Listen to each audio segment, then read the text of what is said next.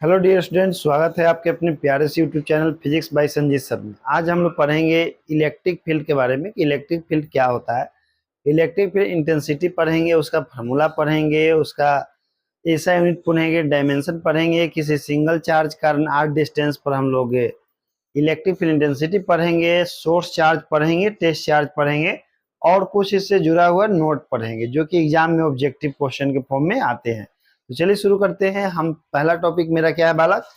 Electric field. Electric field क्या होता है इसको समझते हैं। जैसे देखिए, मान लीजिए कि यहाँ कोई चार्ज क्यू है, तो चार्ज क्यू के अराउंड में एक ऐसा फील्ड जनरेट होता है जिसमें आप किसी दूसरे चार्ज को ले आइएगा तो वो चार्ज या तो अट्रैक्शन या रिपल्सन फोर्स का एक्सपीरियंस पर करता है। तो बाहर से हम लोग किसी चार्ज को लाते हैं तो वो चार्ज इस फील्ड में क्या होता है कि अट्रैक्शन फोर्स या रिपल्सन फोर्स का क्या करता है, एक्सपीरियंस करता है। तो इस चार्ज के अराउंड में जो भी फील्ड जनरेट हुआ है उसी फील्ड को हम लोग इलेक्ट्रिक फील्ड कहते हैं। तो बड़ा सिंपल सा डिफिनेशन है कि किसी चार्ज के अराउंड में एक ऐसा फील्ड है जिसमें किसी दूसरे चार्ज को ले आने पर वो चार्ज या तो अट्रैक्शन या रिपल्सन फोर्स का एक्सपीरियंस करता है। जैसे मान लीजिए कि हम आपको क्लास में पढ़ा रहे हैं, तो आप क्लास में बैठेंगे तो हम फिजिक्स पढ़ाएंगे तो आप उसको एक्सपीरियंस करेंगे। लेकिन मेरा भी एक रेंज है कि हमें मेरे फील्ड में आने वाले स्टूडेंट को ही हम पढ़ा सकते हैं। मान लीजिए कोई आउट ऑफ क्लास होगा तो उसको तो हम नहीं पढ़ा सकते हैं। तो वैसे ही चार्ज के राउंड में एक फील्ड होता है और उस फील्ड के में किसी दूसरे चार्ज को ले आने पर वो चार्ज जो है रिपल्सन या अट्रैक्शन फोर्स का एक्सपीरियंस करता है। तो इस चार्ज के राउंड में जो भी फील्ड जनरेट हुआ है उसी फील्ड को हम लोग क्या कहते हैं, इलेक्ट्रिक फील्ड कहते हैं। अब देखिए, इस चार्ज को ले आएंगे इलेक्ट्रिक फील्ड में तो कितना तेजी से या कितना स्लो मोशन में अट्रैक्ट होगा या रिपेल होगा वो इस बात पर डिपेंड करता है कि यह चार्ज कितना पावरफुल चार्ज है, यानी कि कितना बड़ा मैग्नीट्यूड का चार्ज है। तो इसके लिए हम लोग को पढ़ना है इंटेंसिटी ऑफ इलेक्ट्रिक फील्ड। इसके लिए टॉपिक मेरा क्या है, intensity of electric field. Intensity of electric field क्या होता है, चलिए इसको समझते हैं। जैसे मान लीजिए कि यह एक चार्ज क्यू है और चार्ज क्यू के राउंड में एक फील्ड है जिसमें हम लोग किसी दूसरे चार्ज को ले आते हैं तो वो चार्ज जो है अट्रैक्शन या रिपल्सन फोर्स का एक्सपीरियंस करता है।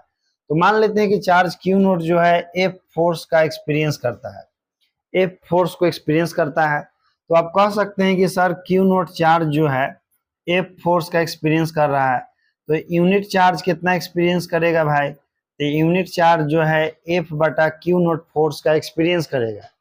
तो इलेक्ट्रिक फील्ड के अंदर में किसी पॉइंट पर यूनिट चार्ज के द्वारा जितना फोर्स एक्सपीरियंस किया जाता है उसी फोर्स को उस पॉइंट का इंटेंसिटी ऑफ इलेक्ट्रिक फील्ड कहा जाता है। इंटेंसिटी का मतलब होता है कितना तेजी से या स्लो। जैसे मान लीजिए कि आप मेरे नजदीक आते हैं, हम आपको एक थप्पड़ लगा देते हैं तो आप कहेंगे नहीं कि सौर जी बड़ा जोर से मारे हैं या सौर जी बड़ा स्लो मारे हैं। इंटेंसिटी मतलब कितना जोर से या कितना स्लो, ठीक ना। तो अच्छा, मारेंगे मान लीजिए कि हम थप्पड़ से तो आपका पूरा बॉडी थोड़ी ना उस दर्द को अनुभव करेगा, कोई एक भाग अनुभव करेगा। जैसे गाल पर मारेंगे तो ये आप केवल अनुभव करेगा, हाथ पर मारेंगे तो केवल कोई कोई यूनिट भाग आपका अनुभव करेगा, पूरा बॉडी उस दर्द को अनुभव नहीं करेगा, कोई एक भाग जहां पर लगा है, ठीक ना। तो वैसे ही क्यू चार्ज जो है, Q note charge F force का एक्सपीरियंस करता है। तो यूनिट चार्ज कितना एक्सपीरियंस करेगा, एफ बटा क्यू नोट। और यूनिट चार्ज के द्वारा जो फोर्स एक्सपीरियंस होता है उसी को बोला जाता है इंटेंसिटी ऑफ इलेक्ट्रिक फील्ड। और इंटेंसिटी ऑफ इलेक्ट्रिक फील्ड को ई से लिखा जाता है, इसलिए एफ बाई क्यू नोट किसके बराबर हो जाता है, ई के बराबर हो जाता है। इसमें ध्यान रखिएगा कि ई जो है हमारा इंटेंसिटी ऑफ इलेक्ट्रिक फील्ड है, यही हमारा इंटेंसिटी ऑफ इलेक्ट्रिक फील्ड का फॉर्मूला है, लेकिन in the term of force and charge है। इलेक्ट्रिक फील्ड का बहुत सारा फॉर्मूला होता है लेकिन ये फॉर्मूला क्या है, in the term of force and charge, ठीक ना। वो भी चार्ज में कौन सा चार्ज, तो क्यू नोट जो है हमारा टेस्ट चार्ज होता है, क्यू नोट टेस्ट चार्ज होता है, इस बात को ध्यान में रखिएगा। अब देखिए, चूंकि हमारा ये जो इलेक्ट्रिक फील्ड है यह एक वेक्टर क्वांटिटी होता है, इसलिए इसका फॉर्मूला इस फॉर्म में भी लिखा जाता है, vector E is equal to vector F divided by Q naught. तो फॉर्मूला इस फॉर्म में भी आप चाहें तो लिख सकते हैं इलेक्ट्रिक फील्ड इंटेंसिटी का। अब आता है इलेक्ट्रिक फील्ड इंटेंसिटी का यूनिट एंड डायमेंशन की बात आती है। इसका एसआई यूनिट क्या होता है और डायमेंशन क्या होता है। तो सबसे पहले हम लोग इसका एसआई यूनिट फाइंड करते हैं। तो देखिए इसका एसआई यूनिट क्या होता है। तो according to formula E is equal to F बटा हमारा होता है क्यू नोट। तो जैसा कि हम लोग जानते हैं कि फोर्स का न्यूटन होता है, चार्ज का कूलम होता है, तो क्या हो जाएगा, न्यूटन पर कूलम हो जाएगा, या इसको आप न्यूटन कूलम इनवर्स भी लिख सकते हैं। इलेक्ट्रिक फील्ड इंटेंसिटी का एक और फार्मूला होता है जो हम लोग आगे पढ़ेंगे। एक फार्मूला होता है E बराबर V बटा R होता है, जिसमें V हमारा पोटेंशियल होता है और R हमारा डिस्टेंस होता है। तो इससे एक इलेक्ट्रिक फील्ड का एक और एसआई यूनिट निकल के आता है, वोल्ट पर मीटर। वोल्ट पर मीटर, ठीक ना। तो इसको याद रखिएगा, वोल्ट पर मीटर जो है एक हमारा इलेक्ट्रिक फील्ड का दूसरा यूनिट होता है। कहीं कहीं देखिएगा ऐसे लिखा रहता है वोल्ट मीटर इनवर्स। तो इंटेंसिटी ऑफ इलेक्ट्रिक फील्ड का कितना एसआई यूनिट हो गया, दो हो गया, एक न्यूटन पर कूलम और एक दूसरा हमारा वोल्ट पर मीटर हो गया। इसके बाद हम लोग इसका निकालेंगे, डायमेंशन निकालेंगे। तो देखिए इसका डायमेंशन हम लोग निकाल रहे हैं, डायमेंशन। तो डायमेंशन इसका क्या होगा बालक, तो according to formula E is equal to F बटा में हमारा क्यू नोट है। F चूंकि हमारा फोर्स है, फोर्स का डायमेंशन MLT इनवर्स 2 होता है। तो यहाँ लिखेंगे हम लोग MLT इनवर्स 2 लिखेंगे, और चार्ज का मेरा डायमेंशन 80 होता है। ये ऊपर जाएगा तो हो जाएगा MLT इनवर्स 2, और ये मेरा चल जाएगा A इनवर्स, और ये मेरा T इनवर्स हो जाएगा। तो क्या हो जाएगा MLT इनवर्स 3, और ये हमारा A इनवर्स हो गया। ये हमारा हो गया dimension of electric field intensity. अब देखिए चूंकि इलेक्ट्रिक फील्ड इंटेंसिटी मेरा एक वेक्टर क्वांटिटी है, इसका एसआई यूनिट दो हुआ और एक डायमेंशन हुआ। तो ये सारी बातें आपको याद रखनी है, क्योंकि इससे ऑब्जेक्टिव क्वेश्चन क्रिएट होते हैं जो आपके एग्जाम में अक्सर आते हैं। नहीं तो आप क्वेश्चन बैंक देख सकते हैं, वहां पर आपको मिल जाएंगे। अब देखिए मेरा टॉपिक है electric field due to a single charge Q at R distance. देखिए हमसे क्वेश्चन क्या कह रहा है, क्वेश्चन मतलब टॉपिक है, कह रहा है कि यहाँ पर कोई चार्ज क्यू है और चार्ज क्यू से आर डिस्टेंस पर एक पॉइंट है, और इस पॉइंट पर हमको क्या निकालना है, इंटेंसिटी ऑफ इलेक्ट्रिक फील्ड निकालना है। ये चार्ज क्यू के कारण आर डिस्टेंस पर एक पॉइंट पी है, वहां पर आपको intensity of electric field find करनी है। तो हम क्या करते हैं, यहाँ से थोड़ा सा एक लाइन खींचते हैं और इस पॉइंट का नाम O दे देते हैं, और यहाँ से चार्ज के बीच का डिस्टेंस हमारा पॉइंट P का हो जाएगा, और यहाँ Q नोट लिख देंगे। और इसी के डायरेक्शन में इलेक्ट्रिक फील्ड है, और इसी के डायरेक्शन में मेरा इलेक्ट्रिक फोर्स F भी काम करता है। इसके डायरेक्शन में एक यूनिट वेक्टर हम मान लेते हैं कि R कैप है। हमको क्या कहा गया क्वेश्चन में कि चार्ज Q से R डिस्टेंस पे एक पॉइंट P है, जहां पर हमको इंटेंसिटी ऑफ इलेक्ट्रिक फील्ड का फॉर्मूला फाइंड करना है। तो सबसे पहले हम लोग क्या करते हैं कि जो देखिए डायग्राम आपको दिख रहा है, डायग्राम के अकॉर्डिंग जैसे पॉइंट O है जहां पर कोई चार्ज प्लस Q है, और इससे R डिस्टेंस पर एक पॉइंट P है जहां पर चार्ज Q नोट लोकेटेड है, ठीक है। अब देखिए चूंकि दो चार्ज जब एक दूसरे से कुछ डिस्टेंस पर सेपरेटेड होते हैं, तो दोनों के बीच में कूलम फोर्स काम करता है, जो कि आप पढ़ चुके हैं पहले ही। तो दोनों चार्ज के बीच में लगने वाला हमारा कूलम फोर्स होगा F is equal to 1/4 pi epsilon naught और Q इंटू Q नोट, और डिवाइडेड बाई मेरा R² हो जाएगा। अब देखिए साथ में हम अभी जस्ट पीछे पढ़े हैं कि इलेक्ट्रिक फील्ड के किसी भी पॉइंट पर चार्ज के द्वारा जो फोर्स एक्सपीरियंस होता है उसको हम लिखते हैं E बराबर F बटा Q नोट लिखते हैं। Q नोट लिखते हैं ना, तो यहाँ से मेरा F बराबर क्या हो जाएगा, F बराबर हो जाएगा Q नोट इंटू E हो जाएगा। तो आखिर ये जो चार्ज Q है इसके चारों ओर इलेक्ट्रिक फील्ड होता है, तो इलेक्ट्रिक फील्ड में ही एक पॉइंट P है। तो पॉइंट P पर चार्ज Q नोट के द्वारा कितना फोर्स एक्सपीरियंस किया जाएगा, तो F बराबर Q नोट इंटू E। तो फोर्स उसके द्वारा एक्सपीरियंस हो जाएगा पॉइंट P पर Q नोट इंटू E। इसको मान लीजिए आप लोग इक्वेशन नंबर 2। अब देखिए इक्वेशन 1 और 2 में आपको क्या सिमिलरिटी नजर आ रहा है कि दोनों का LHS एक समान है। तो जब दो इक्वेशन के LHS एक समान होते हैं तो उनके RHS भी एक समान होते हैं, ये बात आपको अच्छे से मालूम होगी। तो हम लोग लिख देंगे यहाँ from equation first and second, from equation first and second, from equation first and second we get का मतलब होता है कि हम लोग पाते हैं। तो क्या हो जाएगा 1/4 pi epsilon note Q into Q naught और डिवाइडेड बाई हमारा R², और यहाँ हो जाएगा मेरा Q note into vector E, sorry vector E नहीं तो Q नोट से Q नोट कैंसिल हो जाएगा। तो यहाँ से E बराबर मेरा क्या हो जाएगा, E बराबर हो जाएगा 1/4 पाई एप्सिलॉन नॉट, और ये मेरा हो जाएगा क्यू और डिवाइडेड बाय आर स्क्वायर हो जाएगा। ये हमारा फॉर्मूला हो गया आपका इंटेंसिटी ऑफ इलेक्ट्रिक फील्ड का। किसी चार्ज क्यू से आर डिस्टेंस पर किसी पॉइंट पे इलेक्ट्रिक फील्ड इंटेंसिटी का वैल्यू इतना होता है।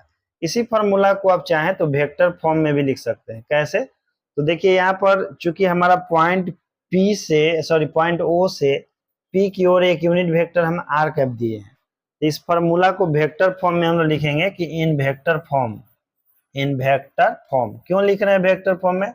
क्योंकि हमारा जो इंटेंसिटी ऑफ इलेक्ट्रिक फील्ड होता है वो वेक्टर क्वांटिटी होता है, इसीलिए इसको वेक्टर फॉर्म में रिप्रेजेंट कर रहे हैं। तो वेक्टर इज इक्वल टू क्या हो जाएगा, 1/4 पाई एप्सिलॉन नॉट और इंटू में क्यू बटा में आर स्क्वायर, और ये हमारा आर कैप। ये हमारा हो गया इन द वेक्टर फॉर्म हो गया। ठीक है, ये दोनों फॉर्मूला आपको याद रखना है, पता नहीं किस फॉर्म में एग्जाम में ऑब्जेक्टिव में पूछ दे।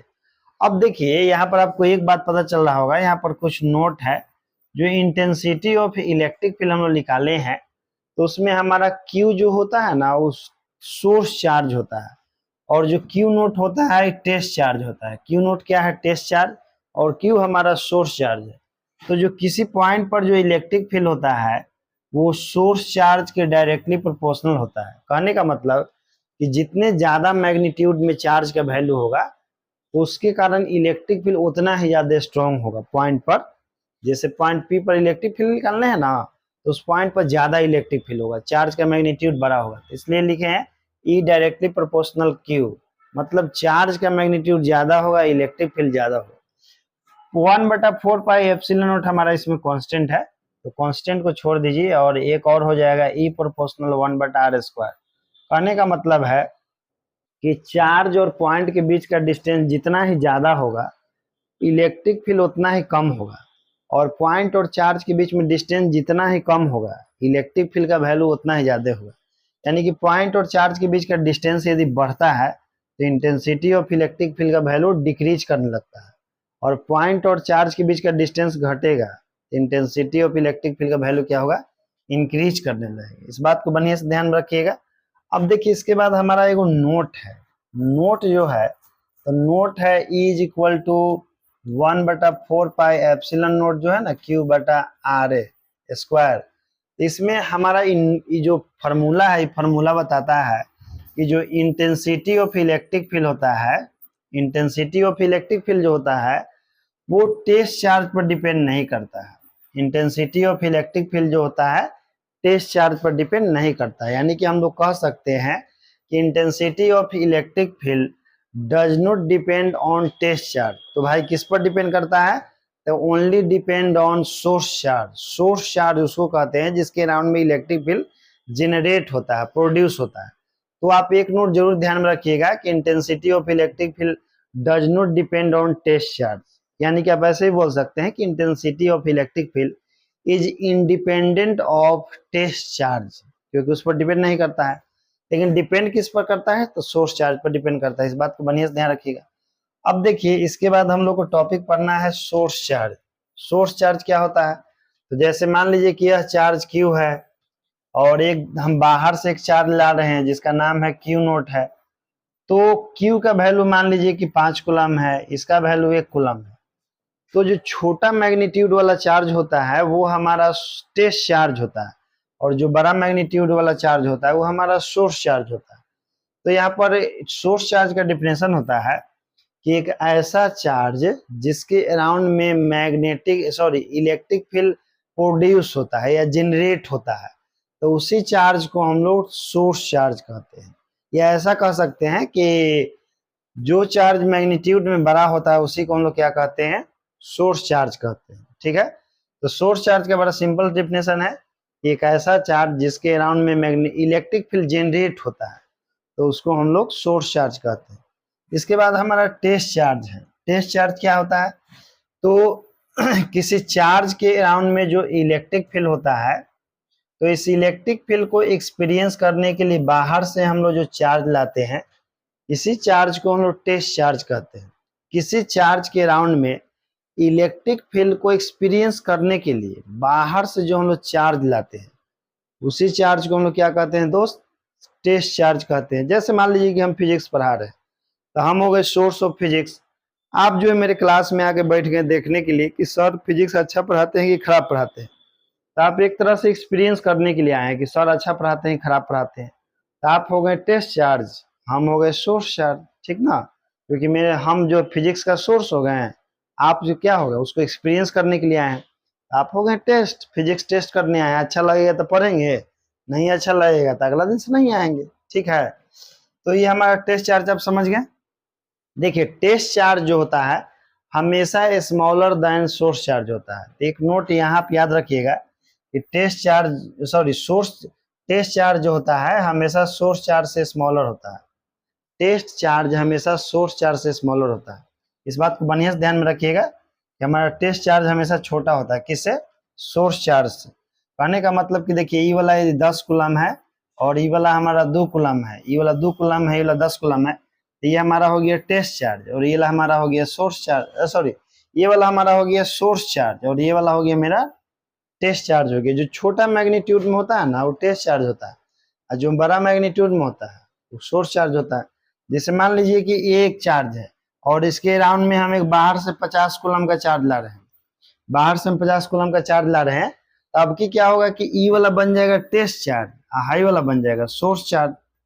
जो बड़ा मैग्नीट्यूड के चार्ज होता है वो सोर्स चार्ज होता है, और जो छोटा मैग्नीट्यूड वाला चार्ज होता है वो टेस्ट चार्ज होता है। इसलिए बोले हैं कि सोर्स चार्ज हमेशा टेस्ट चार्ज से बड़ा होता है। दूसरा नोट है आपका कि Q बटा Q नोट का जो वैल्यू होता है ग्रेटर देन 1 होता है। Q क्योंकि बड़ा है, Q नोट छोटा है, बड़ा एक से ज्यादा आएगा। तीसरा नोट है कि Q नोट और बटा में हमारा जो Q है इसका वैल्यू जो है एक से छोटा आता है। Q नोट बटा Q का वैल्यू हमारा क्या होता है? एक से छोटा आता है। एग्जाम्पल के तौर पर आप रख कर देख सकते हैं Q नोट और Q के वैल्यू, ठीक है। तो ये 3 नोट आपको याद रखना है। ये हो गया relation between source charge and test charge, क्योंकि टेस्ट चार्ज 2 से स्मॉलर होता है, सोर्स चार्ज हमेशा बड़ा होता है। इसलिए ये नोट आपको ध्यान में रखना पड़ेगा, टेस्ट चार्ज और सोर्स चार्ज से रिलेटेड। ये आपको बहुत एग्जाम में आगे चल के मदद करेगा। अब देखिए और हमारा नोट है आगे चल के कि जो टेस्ट चार्ज होता है हमेशा पॉजिटिव लिया जाता है। Test charge always taken be positive, ठीक ना। टेस्ट चार्ज को हमेशा पॉजिटिव लेते हैं। क्यों लेते हैं? जैसे देखिए मान लीजिए कि यहाँ पर कोई सोर्स चार्ज है और यहाँ पर मान लीजिए कि कोई टेस्ट चार्ज है, ठीक ना। तो प्रत्येक चार्ज की कुछ ना कुछ मास होता है, तो इसका भी कुछ ना कुछ मास होगा और इसका भी कुछ ना कुछ मास होगा। क्योंकि कोई भी चार्ज जो होता है वो बिना मास के एग्जिस्ट करता नहीं है। तो इसका मास m1 मान लेते हैं, इसका मास m2 मान लेते हैं। तो मास के कारण दोनों के बीच में ग्रेविटेशनल फोर्स लगता है, F is equal to G m1 into m2 बटा में r स्क्वायर। और ग्रेविटेशनल फोर्स जो होता है हमेशा अट्रैक्शन फोर्स होता है। यदि मान लीजिए कि यदि नेगेटिव हो गया तो नेगेटिव तो अपोजिट चार्ज के बीच में भी अट्रैक्शन फोर्स लगता है। जैसे एगो नेगेटिव हो गया एगो पॉजिटिव हो गया, तो इन दोनों के बीच में जो लगने वाला इलेक्ट्रिक फोर्स होता है जिसको हम लोग F is equal to 1/4 pi epsilon nought a और Q1 इंटू Q2 जो हम लोग लिखते हैं ना बटा में r स्क्वायर। तो ये यदि दोनों हो गया, एगो पॉजिटिव और एगो नेगेटिव हो गया, तो दोनों में से एक पॉजिटिव एक नेगेटिव हो जाएगा। तो यहाँ पर अपोजिट चार्ज के बीच में भी अट्रैक्शन लगता है और दो मास के बीच में तो हमेशा अट्रैक्शन लगता ही है। तो आपको एग्जैक्ट पता ही नहीं चल पाएगा कि दोनों के बीच में जो अट्रैक्शन हो रहा है वो ड्यू टू मास हो रहा है या ड्यू टू चार्ज हो रहा है। लेकिन यही आप इसको यदि आप पॉजिटिव चार्ज लीजिएगा तो दोनों के बीच में मास के कारण अट्रैक्शन फोर्स लगेगा, लेकिन दोनों यदि सेम साइन वाला चार्ज रहेगा तो दोनों के बीच में रिपल्सन फोर्स लगेगा। तो आपको पता चल जाएगा कि यह जो चार्ज है ये भी पॉजिटिव है और ये तो पॉजिटिव है, ये है सोर्स चार्ज हमारा, ठीक ना। तो इस बात को ध्यान रखिएगा कि test charge always be taken positive because attraction force act between two masses and also acts between two opposite charges, but repulsion force always acts between two similar charges, ठीक। इसीलिए आप याद रखेंगे कि टेस्ट चार्ज हमेशा positive लिया जाता है। अब टेस्ट चार्ज जो होता है हमेशा स्मॉलर होता है, सोर्स चार्ज हमेशा ग्रेटर होता है। तो अब कहने का मतलब है कि आखिर टेस्ट चार्ज हम लोग छोटा लेते हैं तो कितना छोटा टेस्ट चार्ज ले सकते हैं, उसका एक लिमिट होगा कि छोटा में कितना छोटा, एकदम भुजाई चुका थोड़ी ले लेंगे, कुछ लिमिट होगा। तो जो टेस्ट चार्ज का जो सबसे मिनिमम वैल्यू पॉसिबल है ना, वो एक प्रोटॉन का चार्ज है।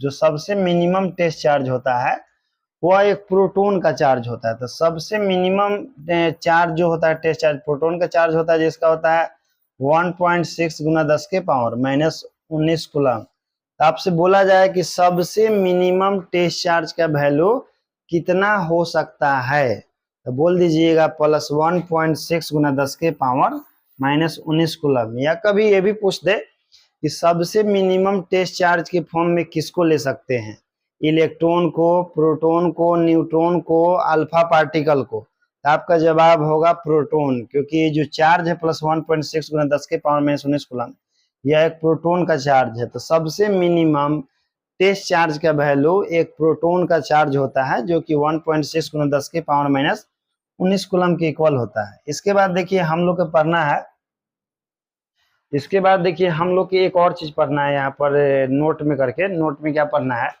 कि देखिए जैसे ये हमारा हो गया सोर्स चार्ज हो गया, ये हमारा सोर्स चार्ज हो गया, और ये हमारा टेस्ट चार्ज हो गया। तो जो टेस्ट चार्ज होता है ना, वो सोर्स चार्ज पर इफेक्ट नहीं डालता है। टेस्ट चार्ज हमारा सोर्स चार्ज पर इफेक्ट नहीं डालता है, जबकि हमारा सोर्स चार्ज जो है टेस्ट चार्ज पर इफेक्ट डालता है। तो रीजन क्या है कि इस जो सोर्स चार्ज होता है उसके अराउंड में स्ट्रॉन्ग इलेक्ट्रिक फील्ड होता है, और जो टेस्ट चार्ज होता है इसके नजदीक में बहुत वीक इलेक्ट्रिक फील्ड होता है। देखिए जैसे हम आपको पढ़ा रहे हैं ना, तो हम आपको फिजिक्स का नॉलेज दे रहे हैं। ऐसा थोड़ी है कि आपके पास पहले से फिजिक्स का नॉलेज है, ये नहीं है कुछ हो। आप 8, 9, 10, 11 पढ़ के आए हैं, तो कुछ तो फिजिक्स के नॉलेज आपके पास जरूरी होगा। तो आपका जो फिजिक्स का नॉलेज है वो मेरे ऊपर इफेक्ट नहीं डालेगा, ठीक ना, क्योंकि आपके पास जो फिजिक्स का नॉलेज है हो सकता है कि हमसे कम होगा, लेकिन हमारे पास जो फिजिक्स का नॉलेज है वो कंपैरेटिवली क्या है कि आपसे ज्यादा है। तो हमारा जो फिजिक्स का नॉलेज है आपके ऊपर इफेक्ट डाल सकता है, लेकिन आपका जो फिजिक्स का नॉलेज है वो मेरे ऊपर इफेक्ट नहीं डाल सकता है, क्योंकि हम आपसे ज्यादा जान रहे हैं। तो ऐसा नहीं कि आपके पास फिजिक्स का नॉलेज है ही नहीं, सफा 0 बटा सन्नाटा है, पहले से आपके फिजिक्स का नॉलेज है, लेकिन वो मेरे ऊपर इफेक्ट नहीं डालेगा क्योंकि हम उससे ज्यादा जानते हैं। तो हम आपके ऊपर इफेक्ट डाल सकते हैं क्योंकि हम आपसे ज्यादा जानते हैं। तो ऐसी बात है कि जो हमारा टेस्ट चार्ज होता है ना, इलेक्ट्रिक फील्ड इसके अराउंड में भी होता है, और जो सोर्स चार्ज है इलेक्ट्रिक फील्ड इसके अराउंड में भी होता है, लेकिन इसका इलेक्ट्रिक फील्ड जो होता है थोड़ा वीक होता है और इसका इलेक्ट्रिक फील्ड स्ट्रॉन्ग होता है। इसलिए सोर्स चार्ज का इलेक्ट्रिक फील्ड टेस्ट चार्ज पे इफेक्ट डाल सकता है, जबकि टेस्ट चार्ज का इलेक्ट्रिक फील्ड सोर्स चार्ज पे इफेक्ट नहीं डाल सकता। ठीक वैसे जैसे हम एग्जांपल दिए अभी, ठीक ना। अब देखिए इसके बाद हमको प्रूफ करना है, एक क्वेश्चन है 2 नंबर में आता है एग्जाम में, proof that intensity of electric field is independent of test charge. जैसे हमको प्रूफ करना है ना कि इंटेंसिटी ऑफ इलेक्ट्रिक फील्ड जो होता है वो टेस्ट चार्ज पर डिपेंड नहीं करता है, वो केवल सोर्स चार्ज पर डिपेंड करता है। तो बड़ा एक सिंपल सा इसका तरीका है प्रूफ करने का। सबसे पहले यहाँ पर एक चार्ज ले लीजिए और यहाँ एक पॉइंट ले लीजिए, पॉइंट का नाम वो दे दीजिए, और इससे r डिस्टेंस पर एक दूसरा पॉइंट ले लीजिए जिसका नाम P होगा, और यहाँ पर हम किसी टेस्ट चार्ज को रख रहे हैं Q नोट को, और इस डायरेक्शन में हमारा इलेक्ट्रिक फील्ड होगा और इलेक्ट्रिक फोर्स भी हमारा इसी डायरेक्शन में काम करेगा। तो इसमें थोड़ा सा लैंग्वेज मानना होता है। लैंग्वेज हम सपोज कर लेते हैं कि एक पॉइंट O है जहाँ पर चार्ज प्लस Q लोकेटेड है, और इसे r डिस्टेंस पर एक पॉइंट P है जहाँ पर test charge Q naught located है। अब देखिए जब दो चार्ज एक दूसरे से कुछ डिस्टेंस पर लोकेटेड होते हैं तो दोनों के बीच में इलेक्ट्रिक फोर्स काम करता है, जिसको हम लोग अकॉर्डिंग टू कूलम्स लॉ लिखते हैं। तो दोनों चार्ज के बीच में लगने वाला इलेक्ट्रिक फोर्स का value 1/4 pi epsilon not Q into Q not बटा में हमारा r² हो जाएगा। इसको हम लोग पॉइंट नंबर 1 मान लेंगे इक्वेशन। अब देखिए चार्ज Q जो है हमारा सोर्स चार्ज है, और सोर्स चार्ज के अराउंड में चारों तरफ इलेक्ट्रिक फील्ड होता है। तो इलेक्ट्रिक फील्ड में ही एक पॉइंट P है, पॉइंट P है, तो पॉइंट P पर चार्ज Q नोट को रखा गया है, तो वो एक फोर्स का एक्सपीरियंस करेगा, और वो फोर्स कितना होगा हमारा, तो ये सॉरी इसको वेक्टर फॉर्म में नहीं लिखेंगे, इसको स्केलर फॉर्म में ही लिखेंगे। तो हमारा फोर्स होगा ए बराबर Q नोट इंटू ई। अब कहिएगा कि सर ई वाला कहाँ से लिखे हैं, तो अभी तो जस्ट पीछे पढ़ाए हैं इसको, एफ इज इक्वल टू इतना करके, इसको इक्वेशन 2 मान लीजिए आप। अब देखिए सम इक्वेशन 1 और 2 में आपको क्या सिमिलरिटी दिख रहा है, तो कहिए कि सर दोनों के एलएचएस एक समान है, तो दोनों के एलएचएस एक समान है ना, तो दोनों के आरएचएस इक्वल कर दीजिए। तो चलिए इक्वल करते हैं। तो ये हमारा हो जाएगा, पहले लिखना पड़ता है कि from equation first and second, उसके बाद इक्वल करते हैं। हम नहीं लिख रहे हैं उतना लैंग्वेज, आप लिख लीजिएगा 1/4 pi epsilon not Q into Q not बटा में मेरा आर स्क्वायर, और यहाँ मेरा हो जाएगा क्यू नॉट इंटू हमारा ई हो जाएगा, तो क्यू नॉट से क्यू नॉट हमारा कैंसिल हो जाएगा, तो इसमें ई बराबर क्या हो जाएगा, तो ई बराबर मेरा हो गया 1/4 पाई एप्सिलॉन नॉट, और ई मेरा क्यू बटा में आर स्क्वायर। अब देखिए जो हमारा इंटेंसिटी ऑफ इलेक्ट्रिक फील्ड का फार्मूला आया है ई वाला, इस फार्मूला में आपको कहीं टेस्ट चार्ज क्यू नॉट नजर आ रहा है? तो कहिए कि नहीं सर, हमको इसमें टेस्ट चार्ज क्यू नॉट नहीं नजर आ रहा है। तो देखिए कोई भी फार्मूला में जो चीज रहता है ना, वो उसी पर डिपेंड करता है। तो इलेक्ट्रिक फील्ड का जो फार्मूला है, इसमें टेस्ट चार्ज आपको कहीं दिख रहा है? नहीं दिख रहा है, तो लास्ट में लिख दीजिएगा कि hence intensity of electric field is independent of test charge. बस इतना बनाने के बाद आपको एक लाइन लिख देना है कि hence intensity of electric field is independent of test charge, या ऐसे भी लिख सकते हैं कि hence intensity of electric field does not dependent on test charge, does not dependent on test charge. ठीक है, हो गया प्रूफ। आपको 2 में 2 मिल जाएगा, एक भी नंबर नहीं कटेगा, इतना सुंदर से बताए हैं। मिलते हैं आपसे अगला वीडियो में। जय हिंद प्यारे बच्चों।